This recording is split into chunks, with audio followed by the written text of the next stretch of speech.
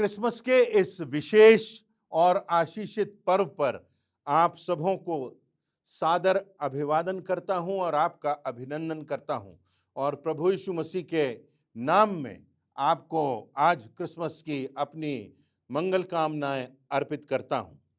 संसार के कोने कोने में क्रिसमस का ये पर्व मनाया जाता है, बड़े आनंद के साथ, बड़े उत्साह के साथ।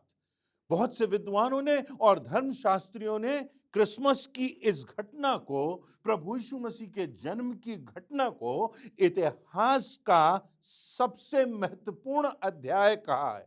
The most significant event on the earth कहा गया है। इतना ही नहीं, इस संपूर्ण घटना में किसी व्यक्ति के जीवन को संपूर्णता से परिवर्तित करने की क्षमता है। संसार तो हमको बाहर से परिवर्तित कर सकता है, परंतु भीतर से, हृदय से, अंतरात्मा से, मानसिकता से परिवर्तित करने की क्षमता इस प्रभु यीशु मसीह में है, जो हमको नया जीवन देने के लिए इस संसार में आए। यदि हम गौर करें तो हम पाते हैं कि सारी इस घटना में हर एक के लिए सुसमाचार है, अच्छा समाचार है, आनंद का समाचार है। चाहे वो गरीब हो, गडरियों के समान, उनके लिए भी, चाहे वो अमीर हो, राजाओं के समान, उनके लिए भी, चाहे वो विद्वान हो, उनके लिए भी, सबों के लिए, गौशाले से लेकर राजमहल तक, झोपड़ियों से लेकर शहरों की जगमगाहट तक आनंद का समाचार है, उद्धार का समाचार है, प्रेम का समाचार है, परमेश्वर की बहुमूल्यतम घटना का समाचार है। और समाचार बड़ा सीधा, सरल और सच्चा है कि सारे जगत के लिए एक उद्धारकर्ता जन्मा है, जो प्रभु यीशु मसीह है। परमेश्वर की महानतम योजना का प्रारंभ एक गांव से प्रारंभ होता है, और वो भी गांव के एक गौशाले से प्रारंभ होता है। कोई तूफान नहीं आता, कोई ज्वालामुखी नहीं फटता, कोई आकाशवाणी नहीं होती, सृष्टि में कोई असामान्य घटना नहीं घटती, परंतु क्या होता है? एक बालक का जन्म होता है। इतिहास की महानतम घटना का प्रारंभ एक गौशाले में एक बालक के जन्म से होता है। और ये जो घटना है, ये जो प्रभु यीशु मसीह के जन्म की बात है, इसने मानो संसार की दिशा बदल दी। इसने इतिहास को प्रभावित किया, इसने वर्तमान को प्रभावित किया, और मानवता के भविष्य को निश्चित रूप से इस घटना का प्रभाव पड़ने वाला है। तो इतनी प्रभावशाली घटना जो है, इस पर हम थोड़ी देर व्याख्या करेंगे, चिंतन करेंगे, परमेश्वर की आवाज उसके वचन के माध्यम से सुन सकेंगे। पहली बात यदि हम देखें कि प्रभु यीशु मसीह का प्रभाव इस पृथ्वी पर है। इतिहास के पन्नों में यदि हम देखें तो बहुत से नाम हैं, बड़े बड़े नाम हैं। ऐसे लोग जिन्होंने चिकित्सा के क्षेत्र में, शिक्षा के क्षेत्र में, जिन्होंने साइंस के क्षेत्र में, जिन्होंने फिलॉसफी के क्षेत्र में, धर्मशास्त्रों के क्षेत्र में महान काम किए, बहुत से इन्वेंशंस किए, बहुत से आविष्कार किए, उन लोगों के नाम हैं। बहुत से राजनीतिज्ञ नेताओं के नाम हैं, बहुत से महापुरुषों के नाम हैं, बहुत सी महान आत्माएं जिनको हम कहते हैं, उनका नाम है। जूलियस सीजर का नाम है, हिटलर का नाम है, मुसेलिनी का नाम है, अलेक्जेंडर द ग्रेट का नाम है, शेक्सपियर का नाम है, माओ त्से तुंग का नाम है, अब्राहम लिंकन का नाम है, एल्बर्ट आइंस्टाइन का नाम है। ये सब ऐसे लोग थे जिन्होंने संसार में प्रभाव डाला, संसार में तहलका मचा दिया। गहराई से इन्होंने संसार में प्रभाव डाला, परंतु ये आए, संसार को प्रभावित किया और चले गए। अब कहीं कोई कब्र में दफन है, कहीं कोई राख में समाप्त हो गया, कहीं कोई मिट्टी में मिल गया, अब कोई मानो स्मारक बन करके रह गया। प्रभु यीशु मसीह के विषय में यदि हम देखें तो हम पाएंगे कि प्रभु यीशु मसीह ने कभी कोई पुस्तक नहीं लिखी, पर आज तक सारे संसार में 1000 से अधिक भाषाओं में प्रभु यीशु मसीह के विषय में पुस्तकें लिखी जा चुकी हैं। प्रभु यीशु मसीह कोई कॉलेज नहीं गया, पर आज 8,50,000 से अधिक विश्वविद्यालय इस सारे संसार में यीशु मसीह के नाम से उसके आधार पर चलाए जा रहे हो, चाहे ऑक्सफोर्ड यूनिवर्सिटी हो, कैम्ब्रिज यूनिवर्सिटी हो, हार्वर्ड यूनिवर्सिटी हो, येल यूनिवर्सिटी हो, सब प्रभु यीशु मसीह की प्रेरणा से प्रारंभ हुए। प्रभु यीशु मसीह ने कभी कोई गीत नहीं लिखा, परंतु आज सारे संसार में हर एक भाषा में उसकी महिमा के गीत गाए जा रहे हैं।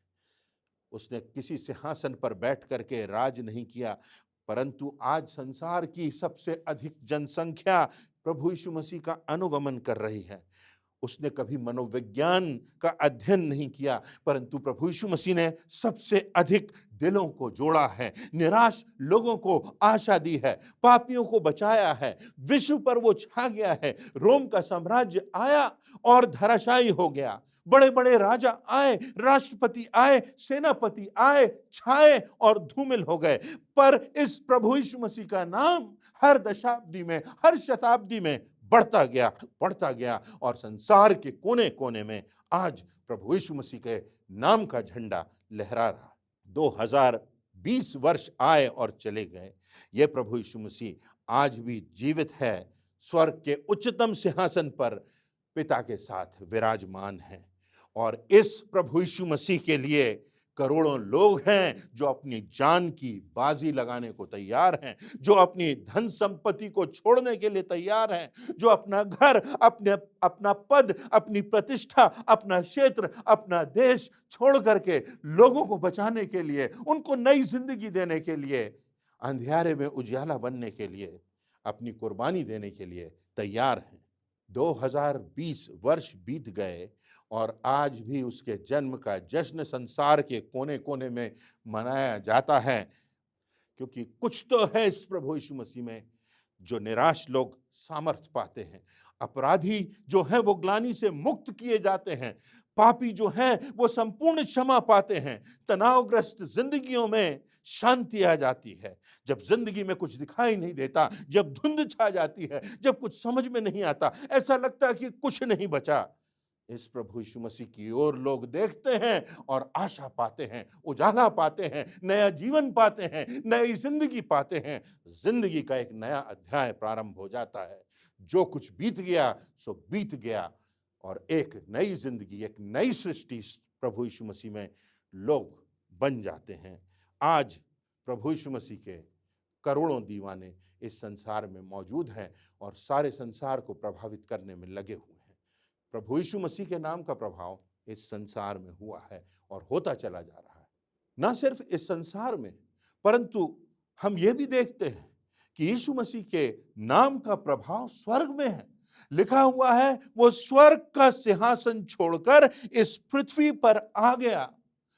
उसने एक बालक का स्वरूप, मानव स्वरूप, एक दास का सा स्वरूप धारण कर लिया, जिसको स्वर्गदूतों की महिमा प्राप्त थी। वो इस संसार को बचाने के लिए, लोगों को प्रेम और उद्धार का संदेश देने के लिए एक दास के समान इस संसार में आ गया।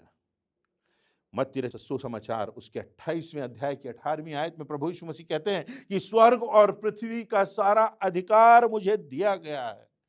यूहन्ना के 11वें अध्याय की 25वीं आयत और उसके आगे लिखा है, यीशु ने उनसे कहा, पुनरुत्थान और जीवन मैं ही हूं, जो कोई मुझ पर विश्वास करता है वो मर भी जाए तो भी जिएगा, और जो कोई जीवता है और मुझ पर विश्वास करता है वो अनंत काल तक ना मरेगा। जिसने मुझे पहचान लिया, जिसने मुझे स्वीकार कर लिया, वो तो अनंत जीवन में प्रवेश कर चुका।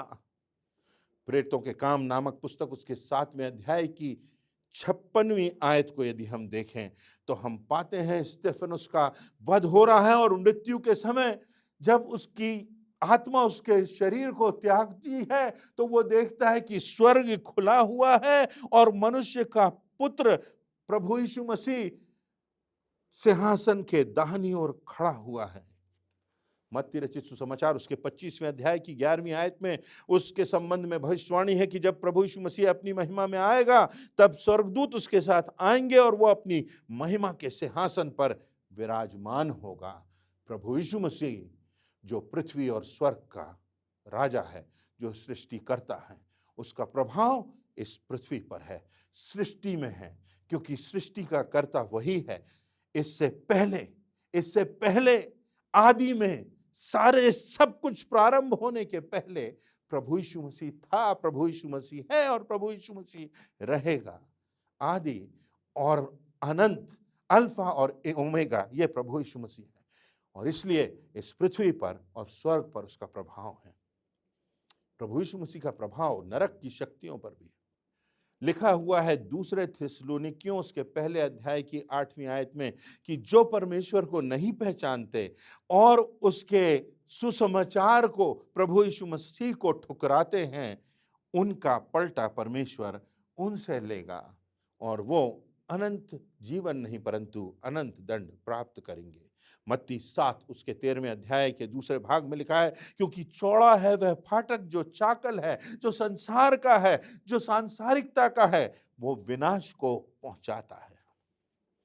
और उसके बाद रोमियो के 8वें अध्याय की पहली आयत में लिखा है, सो अब जो मसीह यीशु में हैं उन पर दंड किया गया नहीं, क्योंकि वे शरीर के अनुसार नहीं परंतु आत्मा के अनुसार चलते हैं। वो आत्मा, वो पवित्र आत्मा जो परमेश्वर हमको देता है। प्रभु यीशु मसीह का व्यापक प्रभाव है इस पृथ्वी पर, सारे संसार पर, सारी सृष्टि पर, सारे सौरमंडल पर, स्वर्ग पर, नरक पर। परंतु जो प्रमुख प्रश्न है, जो सबसे सिग्निफिकेंट क्वेश्चन है, वो ये, क्या इस प्रभु यीशु मसीह का प्रभाव मेरे और आपके व्यक्तिगत जीवन पर पड़ा है कि नहीं? क्या उत्तर दिया हमने इस प्रभु यीशु मसीह को? यूहन्ना रचित सुसमाचार उसके पहले अध्याय की 12वीं आयत में लिखा है, परंतु जितनों ने उसे ग्रहण किया उसने उन्हें परमेश्वर की संतान होने का अधिकार दिया। उससे हमें वो अधिकार मिला। दूसरा कुरिन्थियों 5:17, सो यदि कोई मसीह में है तो वह नई सृष्टि है, पुरानी बातें बीत गईं, देखो वे सब नई हो गईं। पहला यूहन्ना उसका पहला अध्याय उसकी 9वीं आयत में, यदि हम अपने पापों को मान लें, स्वीकार कर लें, तो वह हमें हमारे पापों को क्षमा देने में और हमें सब अधर्म से शुद्ध करने में विश्वास योग्य और धर्मी है।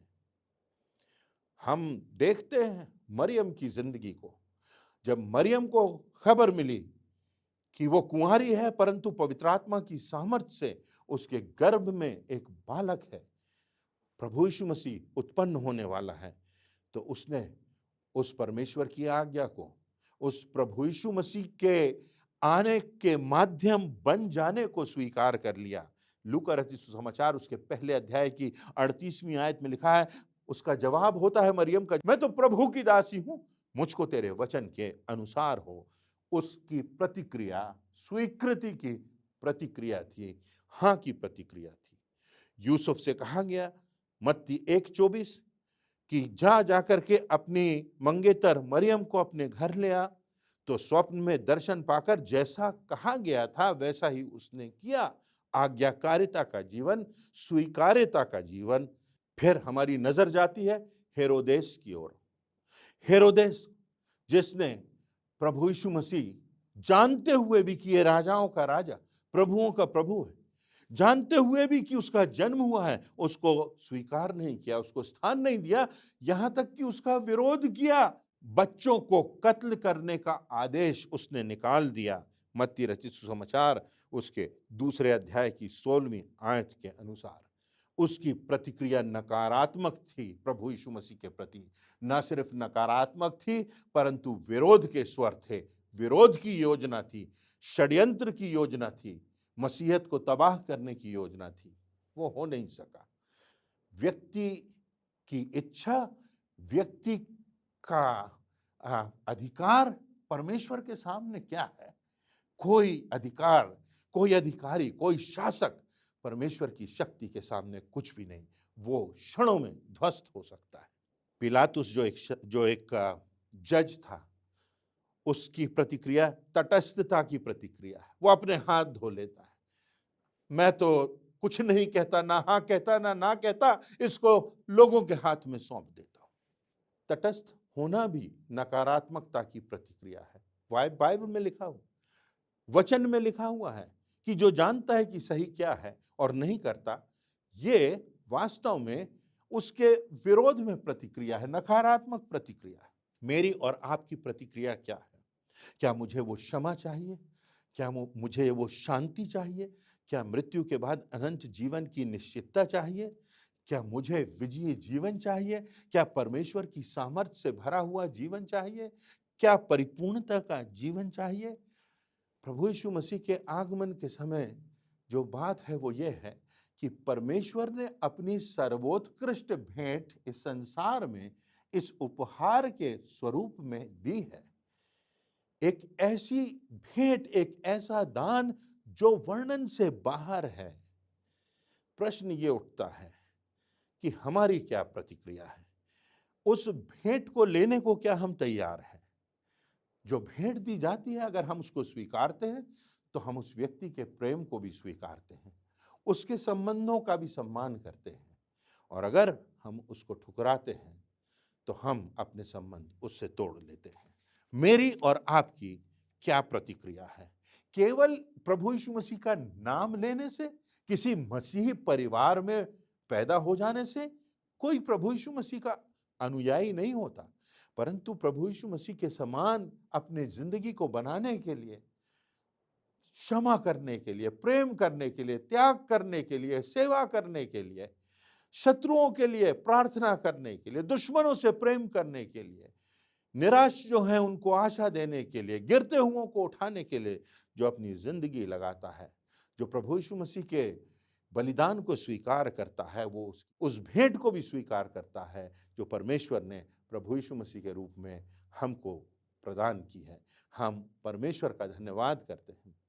यदि आप किसी डॉक्टर के पास जाते हैं और उससे कंसल्ट करते हैं, उसकी बात सुनते हैं, उसके हाथ का लिखा हुआ प्रिस्क्रिप्शन भी ले लेते हैं, परंतु फिर उसके हिसाब से दवा नहीं लेते हैं, तो आप जानते हैं उसका परिणाम क्या होता है।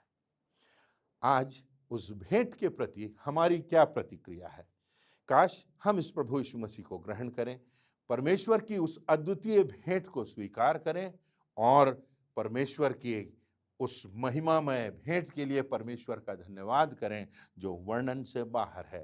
प्रभु यीशु मसीह का प्रभाव सारे संसार पर तो हुआ है, होता रहा है, इतिहास में होता रहा है, स्वर्ग में होता है, नरक की शक्तियों पर हुआ है, परंतु मुद्दे की बात यह है, क्या प्रभु का प्रभाव मेरी और आपकी जिंदगियों को बदलने के लिए पड़ा है कि नहीं? प्रभु का प्रभाव मेरे और आपकी जिंदगी में दिखाई देता है कि नहीं? क्या प्रभु के प्रभाव में होकर हम चलते हैं? आज यही बात है और इसी बात का सकारात्मक उत्तर देते हुए हम इस क्रिसमस को मनाएं, परमेश्वर की उस भेंट को स्वीकार करें जो प्रभु यीशु मसीह के रूप में उसने मेरे और आपके लिए इस संसार में दी है। परमेश्वर के नाम का धन्यवाद हो। आप सबों को इस विशेष अवसर पर परमेश्वर की विशेष आशीष प्राप्त हो, ऐसी मेरी याचना।